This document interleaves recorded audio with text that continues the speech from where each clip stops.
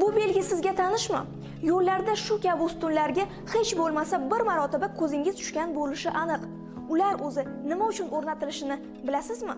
Videoni oxirigacha ko'ring, biz tushuntiramiz. Bu ma'lumot sizga qiziq bo'lishi aniq. Mamlakatimizning barcha hududlarida optik tolali, simli va havo aloqa liniyalari mavjud. Ular internet, televideniya, telefon, bank xizmatlari, interaktiv elektron davlat xizmatlari ko'rsatilishi. Umuman, kundalik hayotimizdagi hamma telekommunikatsiyalar uchun zarur. Agar bir hududda magistral aloqa liniyasi ehtiyotsizlik oqibatida uzilsa, o'sha hududda yuqoridagi xizmatlar ko'rsatilishi mutlaqo to'xtashi mumkin.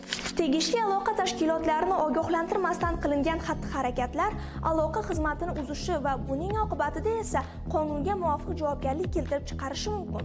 Agarda siz yer osti va havo aloqa liniyalariga zarar keltirishi mumkin bo'lgan barcha turdagi qurilish, yer qazish va tekislash ishlarini amalga oshirmoqchi bo'lsangiz, ishni boshlashdan oldin 1133 qisqa raqamli ishonch telefoniga yoki shu hududda faoliyat ko'rsatuvchi aloqa xizmati operator va provayderlarning kol markazlariga qo'ng'iroq qilib, ularni ogohlantirishingiz kerak.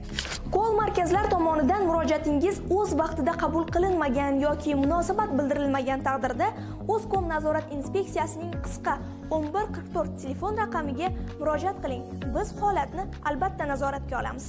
Eslatib o'tamiz, telekommunikatsiya liniyalari va inshootlarini muhofaza qilish qoidalari talablarini buzgan shaxslar ma'muriy javobgarlikka tortiladi va belgilangan tartibda yetkazilgan zararni qoplaydi.